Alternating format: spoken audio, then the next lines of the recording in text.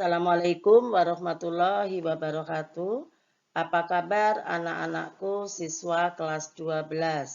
Semoga selalu dalam keadaan sehat walafiat dan tetap semangat dalam belajar. Anak-anak, tetaplah kalian mencintai sejarah seperti yang sudah disampaikan Bapak Soekarno, yaitu jas merah, jangan sekali-kali melupakan sejarah. Pada kesempatan ini, dalam pelajaran sejarah Indonesia, kita akan membahas materi bab 1, yaitu tentang upaya bangsa Indonesia mengatasi ancaman desintegrasi bangsa. Para siswa, setelah Indonesia merdeka, Indonesia masih harus menghadapi banyak ancaman atau tantangan, baik dari dalam maupun dari luar. Contoh ancaman yang dari luar adalah kedatangan bangsa Belanda ke Indonesia dengan agresi-agresinya, baik agresi militer Belanda 1 dan 2. Sedangkan contoh ancaman yang datang dari dalam adalah adanya beberapa upaya kelompok-kelompok tertentu yang ingin memisahkan diri dari Negara Kesatuan Republik Indonesia. Nah, sebelum kita lanjutkan, kita pahami dulu apa itu integrasi dan desintegrasi. Kita lihat yang pertama adalah integrasi. Integrasi adalah pembauran hingga menjadi kesatuan yang utuh dan bulat. Sedangkan integrasi nasional atau bangsa adalah usaha atau proses mempersatukan perbedaan-perbedaan dalam suatu negara berdasarkan darah, bahasa, sejarah, tanah, tujuan yang sama, sehingga tercapai keserasian dan keselarasan nasional. Nah, faktor yang mendorong integrasi nasional Indonesia. Yang pertama, menurut Ernest Renan, bahwa faktor pendorong terwujudnya integrasi adalah perasaan senasib dan mempunyai tujuan yang sama. Kedua, kekuasaan kolonialisme Belanda memberikan andil yang sangat besar bagi terbentuknya integrasi nasional. Mengapa demikian? Karena memiliki perasaan nasib yang sama dan memiliki cita-cita yang sama. Yang ketiga adalah keinginan bersatu seperti dinyatakan dalam Sumpah Pemuda pada tanggal 28 Oktober 1928. Yang keempat adalah rasa cinta tanah air dan bangsa yang diwujudkan dalam upaya memperoleh kemerdekaan, menegakkan kedaulatan, baik melalui perlawanan dan perjuangan bersenjata maupun perjuangan secara diplomasi melalui meja-meja perundingan. Berikut pengertian desintegrasi. Kalau tadi integrasi merupakan penyatuan suatu wilayah, sedangkan di sini desintegrasi berarti kebalikannya.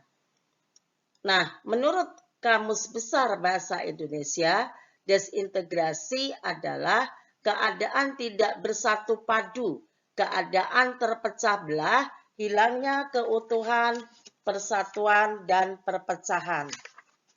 Kita lihat di sini, menurut Suryono Sukanto dan Budi Sulistyawati di dalam buku Sosiologi, desintegrasi diibaratkan seperti tubuh manusia. Jadi, tubuh manusia itu merupakan suatu kesatuan yang mempunyai fungsinya masing-masing. Jika salah satu tubuh kita sakit atau sedang sakit, maka salah satu bagian tubuh tidak berfungsi sebagaimana mestinya. Nah, tubuh ini diibaratkan sebagai negara. Bila negara salah satunya itu tidak berfungsi sebagaimana mestinya, misalnya terjadi keinginan untuk melepaskan diri dari negara Indonesia tadi, berarti di sini muncul rasa tidak bersatu padu.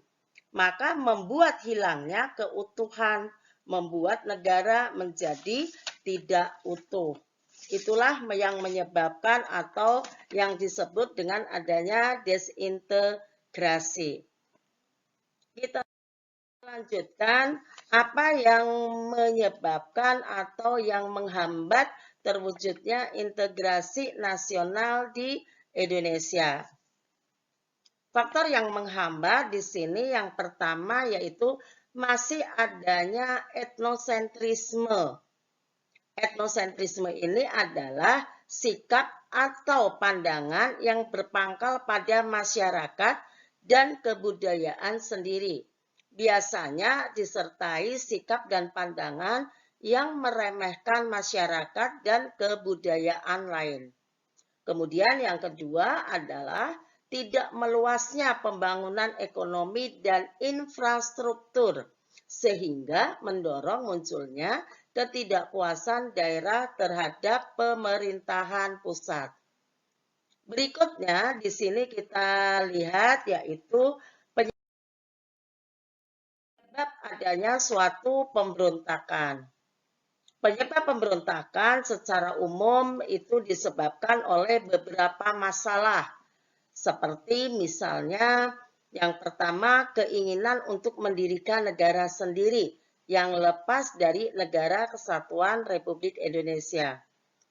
Yang kedua adalah mempertahankan bentuk negara federal.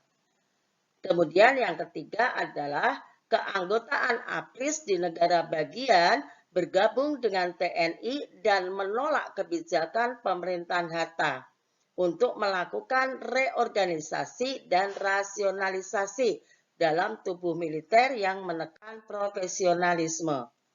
Kita lanjut di sini, perjuangan di dalam menghadapi ancaman desintegrasi bangsa tadi, yaitu pergolakan di dalam negeri antara tahun 1945 dan 1965.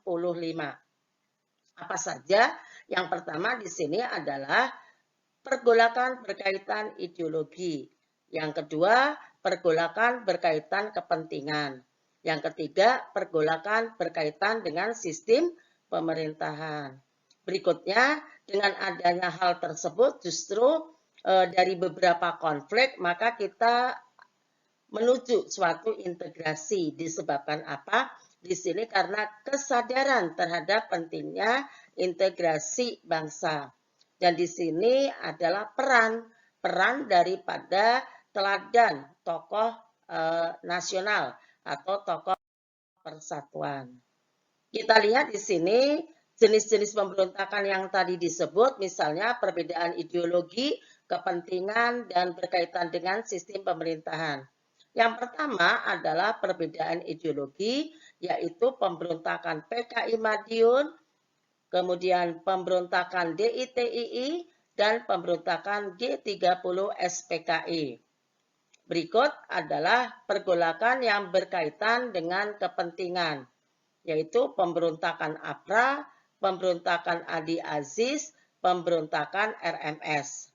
Dan yang berikutnya adalah pergolakan berkaitan dengan sistem pemerintahan, yaitu pemberontakan PRRI, pemberontakan Permesta, persoalan negara federal, dan BFO. Kita bahas untuk yang pertama pertemuan kali ini adalah pergolakan akibat ideologi yang tadi sudah disebutkan, yaitu pemberontakan PKI Madiun 1948, pemberontakan DITII, dan pemberontakan G30S PKI. Kita lihat yang pertama, yaitu PKI Madiun 1948. Tokohnya di sini adalah Amir Sarifuddin dan Musso. Apa yang menyebabkan terjadinya pemberontakan PKI Madiun? Hal ini dilatar belakangi yaitu adanya Amir Sarifuddin membentuk suatu oposisi terhadap kabinet Hatta. Dan di sini Amir membentuk Front Demokrasi Rakyat atau disebut dengan FDR. Nah, upaya pemerintah di dalam menumpas pemberontakan tersebut Misalnya dalam pidatonya melalui radio tanggal 19 September, Presiden meminta rakyat untuk memilih MUSO atau Soekarno-Hatta atau RI melalui yang kedua yaitu pemberontakannya atau penumpasannya melalui operasi militer. Nah, di akhir dari pemberontakan tersebut adalah bulan November 1948, operasi militer dinyatakan selesai. Berikut adalah DITII. Latar belakangnya yaitu kekecewaan terhadap hasil perundingan Renville sehingga membentuk gerakan DITII Jawa Barat. Perkembangannya DITII ini meluas sampai ke beberapa daerah yang menjadi basis pemberontakan DITII, yaitu Jawa Tengah, Sulawesi Selatan, Kalimantan Selatan, dan Aceh. Nah, kemudian penumpasannya adalah pemberontakan tersebut DITII melakukan sejumlah, maksudnya adalah untuk menumpas pemberontakan DITII, yaitu melakukan sejumlah operasi militer dan cara damai. Untuk yang cara damai di sini misalnya dilakukan di wilayah Aceh, yaitu dikembalikan kepada masyarakat kembali dengan cara yaitu musyawarah kerukunan rakyat Aceh. Kita lanjut yaitu yang ketiga pemberontakan G30 SPKI. Kalau DITII, pemerintah melakukan sejumlah operasi militer dan cara damai. Nah, bagaimana dengan peristiwa G30 SPKI 1965?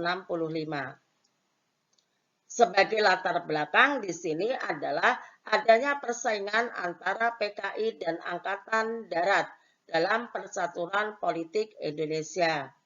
Kemudian di sini adalah sebagai jalan pemberontakannya yaitu pada tanggal 30 September 1965 pasukan PKI di bawah pimpinan Letnan Kolonel Untung menculik dan membunuh sejumlah petinggi Angkatan Darat anti komunis. Berikut di sini penumpasannya yaitu menetralisasi pasukan-pasukan yang berada di sekitar lapangan Merdeka, merebut gedung RRI dan kantor pusat telekomunikasi. Yang ketiga, membersihkan pangkalan udara Halim Perdana Kusuma. Kemudian di sini dikeluarkan pula suatu dokumen penting yaitu Super Semar, Surat Perintah 11 Maret. Nah, kemudian ini adalah korban dari peristiwa G30 SPKI 1965, yaitu Lejen Ahmad Yani, Maijen Suprapto, Maijen Haryono, Brigjen Sutoyo, kemudian Brigjen DI Panjaitan, Maijen S. Parman, kemudian Letu Pierre Tendian. Nah, dari sini kita simpulkan bahwa dengan mempelajari sejarah pergolakan bangsa yang pernah terjadi dan membahayakan persatuan nasional merupakan hal yang sangat penting sebagai suatu peringatan di dalam pelajaran agar kita tetap memperkuat dan memperkokoh persatuan dan kesatuan nasional demi keutuhan Negara Kesatuan Republik Indonesia. Nah, untuk membahas pergolakan yang berkaitan dengan kepentingan dan sistem pemerintahan, dilanjutkan pertemuan yang akan datang. Kemudian Ibu ucapkan semoga senantiasa kalian dalam lindungannya sampai ketemu di pertemuan selanjutnya. Terima kasih. Wassalamualaikum warahmatullahi wabarakatuh.